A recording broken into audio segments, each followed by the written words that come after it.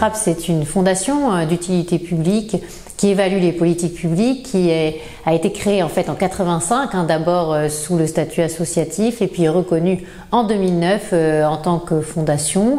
Nous sommes une équipe absolument indépendante, financée que par des dons. Donc on a une grande liberté de parole, on compare énormément avec ce qui se passe à l'étranger sur la gestion des politiques publiques et on fait des propositions chiffrées avec une revue qui s'appelle Société Civile et qui paraît tous les mois. Donc voilà, une équipe au service d'une meilleure gestion publique avec deux objectifs: équilibrer les comptes publics, mieux gérer évidemment, avoir une vraie qualité de service public et puis en face, pouvoir créer des emplois marchands, donc pouvoir créer de la richesse avec de la valeur ajoutée par habitant et non pas stagner ou en détruire. Sur la gestion de la crise sanitaire, on a beaucoup écrit évidemment. Ce qui nous a beaucoup préoccupé, c'est qu'il y avait énormément d'acteurs différents qui étaient sur le terrain, mais qui parfois un peu empiétaient les uns sur les prérogatives des autres. Et à la fin, on a bien vu qu'on avait un souci sur la gestion de la santé, puisque à la fois l'État, mais aussi les ARS, mais aussi les maires, mais aussi, tout le monde devait se préoccuper du sujet de la santé, et on avait l'impression d'une cacophonie sur les décisions. Et ce qui nous apparaît aujourd'hui, c'est qu'il faut décentraliser la gestion de la santé au niveau de la région. Ça fait plusieurs années qu'on le propose, mais vraiment la pandémie nous a conforté dans cette idée qu'il faut gérer vraiment la santé au plus local et non plus avoir finalement cette double tête que nous avons à Paris, à la fois du ministère de la Santé et de la CNAM, qui fait qu'on a une structure hyper lourde, on l'a vu pendant tous ces mois de pandémie, et ce qui a donné lieu aussi au fait que, comme on est très hospitalo-centré, l'hôpital était en permanence au centre de la politique face au Covid, et alors que finalement les médecins libéraux, les médecins de ville jouaient un rôle énorme, mais auraient pu en jouer un encore plus important si ça avait été clairement dit aux Français que quand ils avaient les premiers symptômes, il fallait tout de suite aller consulter son médecin généraliste au lieu de se retrouver finalement à attendre de devoir aller aux urgences dans une situation par exemple respiratoire extrêmement déjà avancée. Donc là, il y a eu certainement un défaut de gestion de la crise, parce que un défaut d'information aussi vis-à-vis des Français sur le bon parcours de soins à effectuer, et ça c'est quelque chose d'extrêmement problématique. On n'a d'ailleurs pas tellement reconnu l'importance des médecins de ville dans cette crise, et pourtant certains ont énormément sauvé de patients au quotidien, sans le dire, vraiment à bas bruit, et ça je pense qu'à un moment on le reconnaîtra sur le long terme, mais pour l'instant c'est vrai qu'on est tellement centré sur l'hôpital, tellement peu centré sur la prévention aussi, parce qu'on voit que dans les comparaisons internationales, on y reviendra, par exemple les Allemands sont beaucoup plus sur la médecine de ville, beaucoup plus sur la prévention et beaucoup moins sur l'hospitalisation, alors que là, dans cette pandémie, ça a été vraiment le choix qui a été fait, et c'est vraiment lié aussi au fait qu'on est dans une logique très étatiste. Et l'État et l'hôpital, c'est quelque chose qui est vraiment dans la continuité. Et ça, il faut aussi y réfléchir pour avoir une logique moins étatiste dans les prochaines années.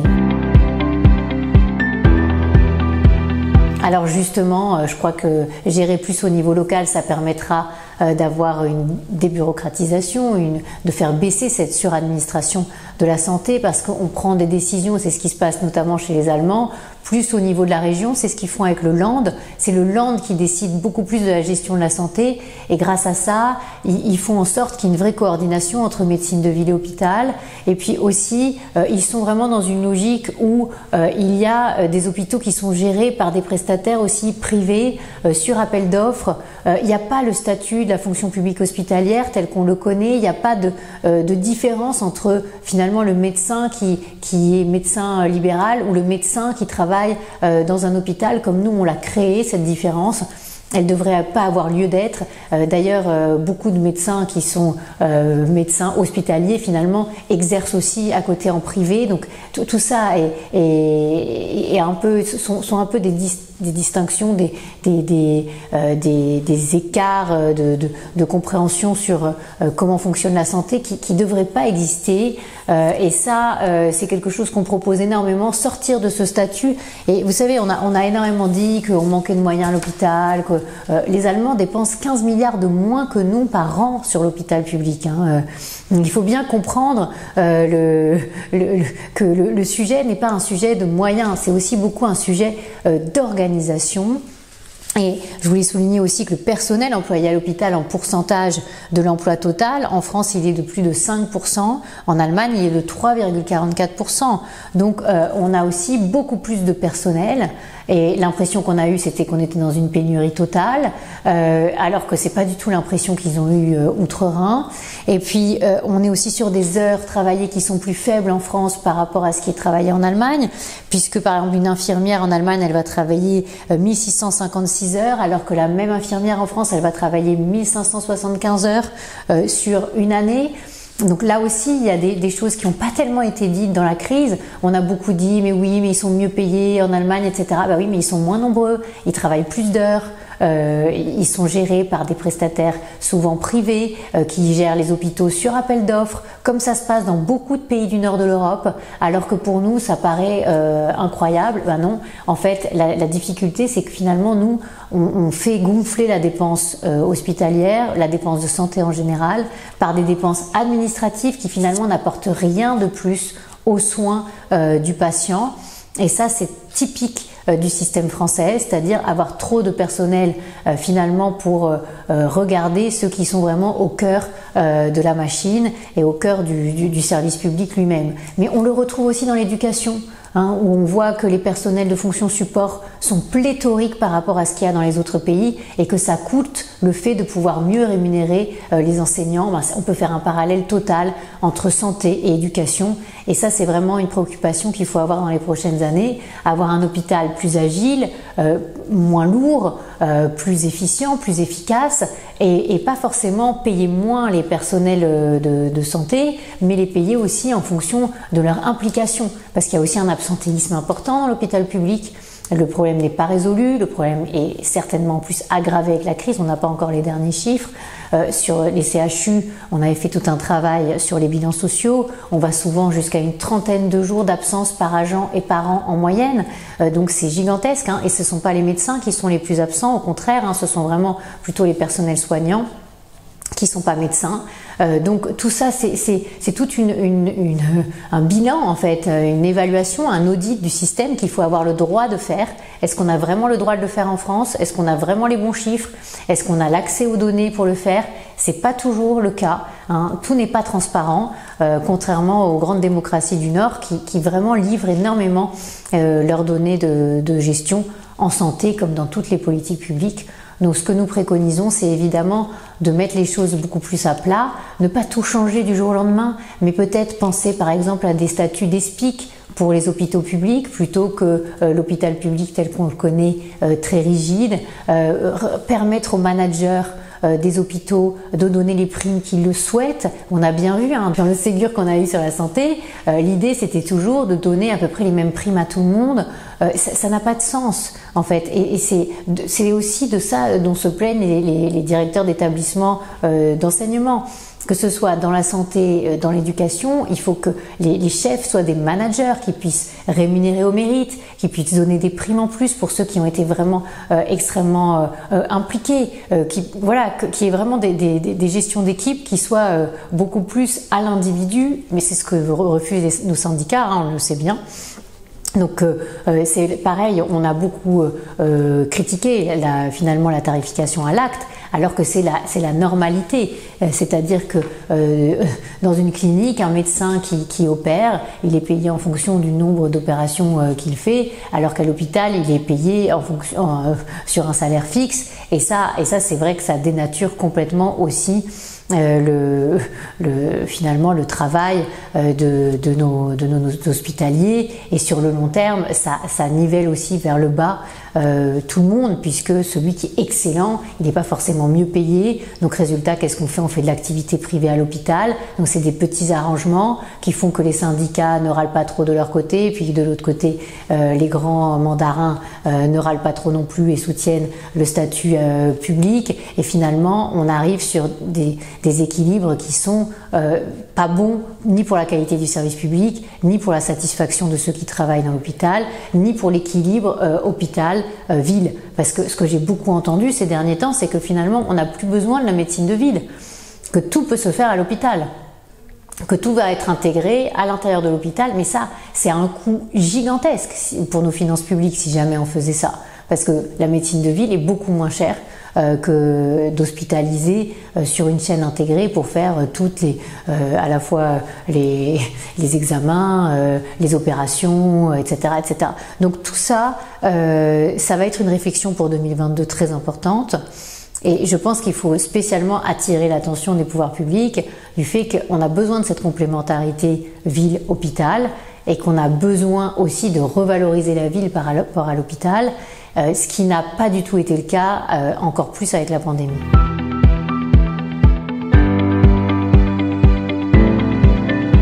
Je dirais qu'on est vraiment resté au milieu, qu'on n'a pas vraiment été jusqu'au bout. On a beaucoup parlé d'autonomie des hôpitaux et puis il s'est pas passé grand-chose. Finalement, quand on a évalué nous Ma Santé 2022 à la Fondation IFRAP, on s'est rendu compte que c'était beaucoup de petites choses sur lesquelles, oui, c'est vrai, on pouvait embaucher plus facilement sous contrat à l'hôpital, etc., etc. Mais ça va jamais jusqu'au bout.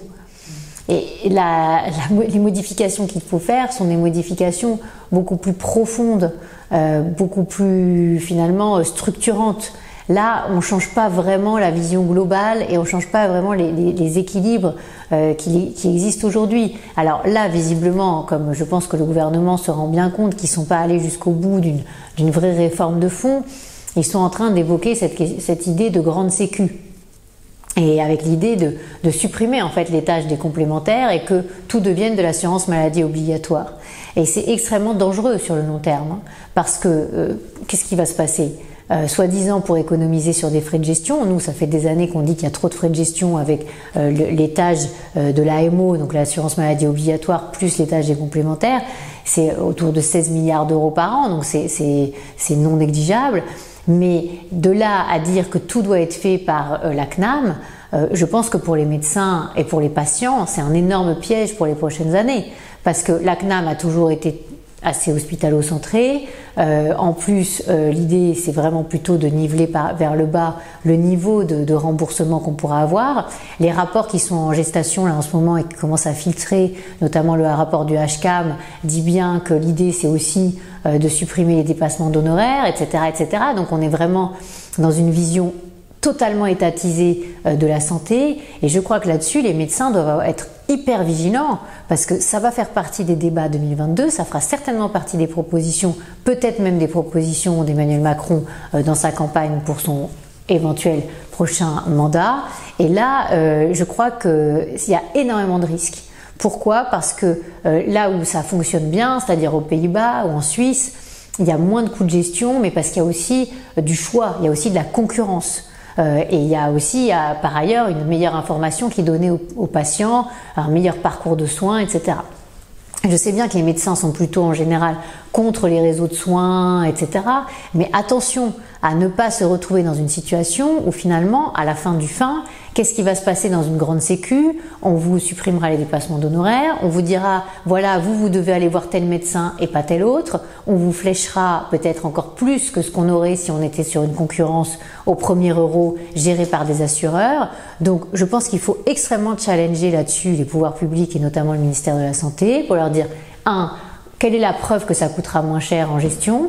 2. Quelle est la preuve que ça réduira le déficit ? Aussi, on se dirige quand même vers un déficit de 29 milliards d'euros pour l'année 2022, ce qui est gigantesque.